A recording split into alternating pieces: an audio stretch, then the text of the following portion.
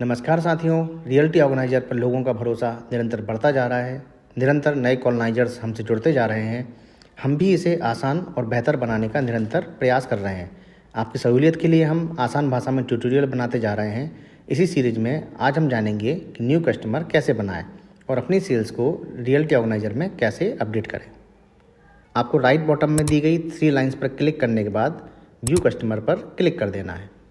आपके सामने जो कस्टमर को पहले सेल हो चुकी है उनकी लिस्ट आ चुकी है।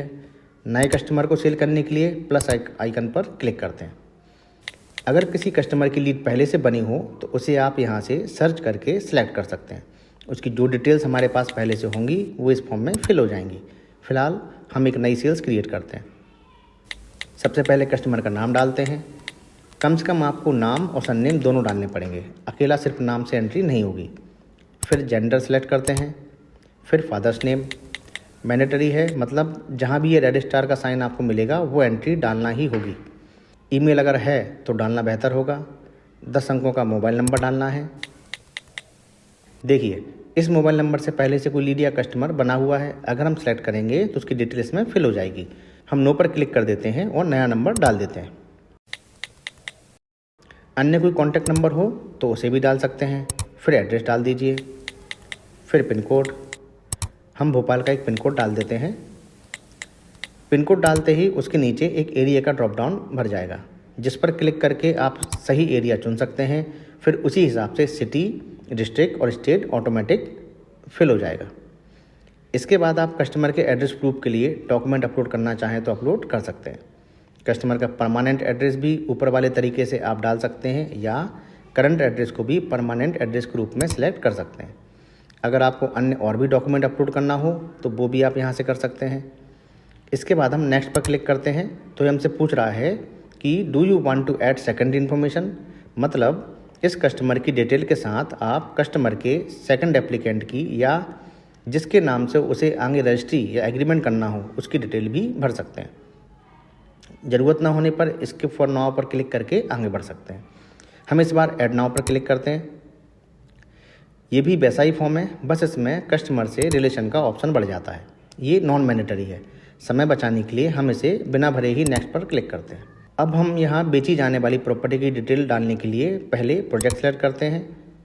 फिर प्रॉपर्टी नंबर टाइप करके सर्च करके सिलेक्ट कर लेते हैं।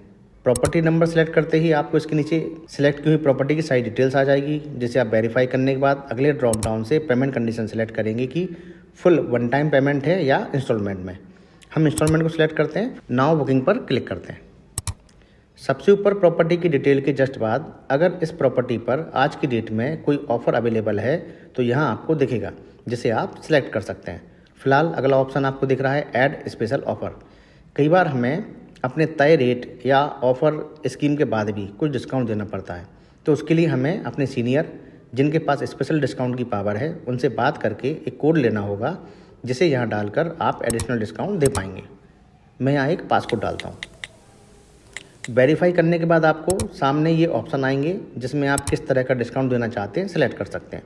एरिया वाइज, मतलब square feet wise, percentage wise और डायरेक्ट अमाउंट वाइज, जैसा भी आप डिस्काउंट देना चाहें सिलेक्ट कर सकते हैं। यहाँ हम एक डायरेक्ट डिस्काउंट सेलेक्ट करके एक वैल्यू डालकर अप्लाई कर देते हैं, जिसे आप यहाँ चेक भी कर सकते हैं। इसके बाद आता है बायर कॉस्ट, मतलब ऐसे खर्चे जो प्रॉपर्टी की वैल्यू के अलावा कस्टमर को देना होता है। ये अमाउंट टोटल अमाउंट से जुड़कर दिखने लगेगा। अगला हमें बुकिंग के समय जो टोकन अमाउंट मिला है वो डालना है।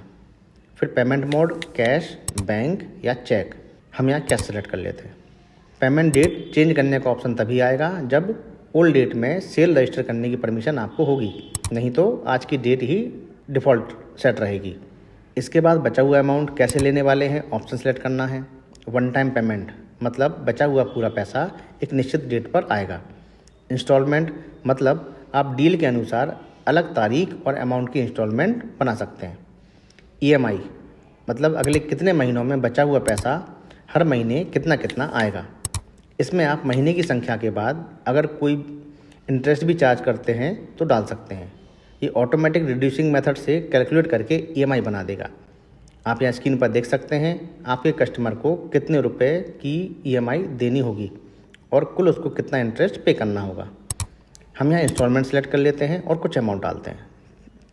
पेमेंट डेट डालते हैं, फिर हमें ये पैसे किस मोड में चाहिए सेलेक्ट कर लेते हैं।